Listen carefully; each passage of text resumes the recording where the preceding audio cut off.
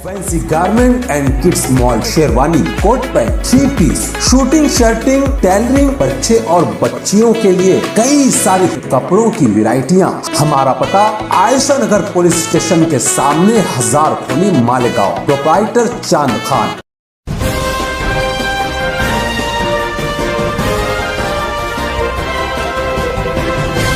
मानव समाचार, मानवता के हक में।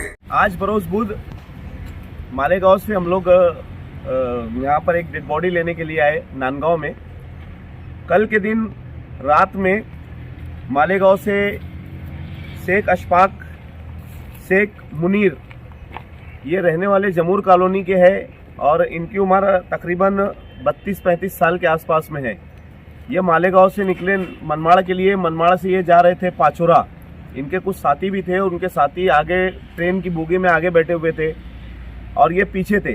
मनमाड़ से जिस वक्त ये निकले, मनमाड़ से निकलने के बाद नांदगांव के करीब में एक हादसा हुआ। ये ट्रेन से गिर गए। अब ट्रेन से गिरने के बाद इनकी जगह पर मौत हो गई।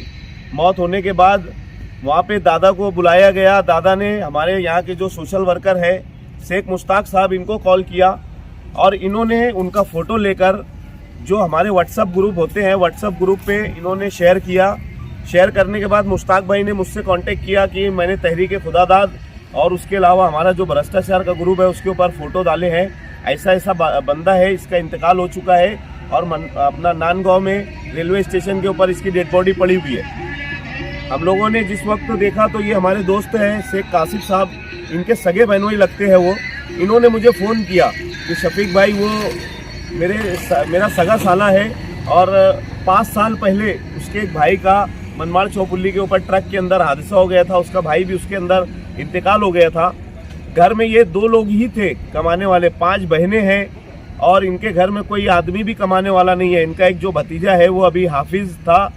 हाफिज जिस वक्त बना था तो उसके वालिद साहब का इंतकाल हुआ और अभी 8 दिन पहले ये बच्चा आलिम बन के आया तो इसके चाचा का इंतकाल हो गया। तो इनके घर में कमाने वाला भी कोई नहीं है। तो ये हादसा मालेगांव के रहने वाले शेख अशफाक के साथ पेश आया। नांदगांव में आके हम लोगों ने कानूनी प्रोसीजर जो भी था, हमारे मुश्ताक भाई और दादा ने हमारी यहाँ पर हेल्प की।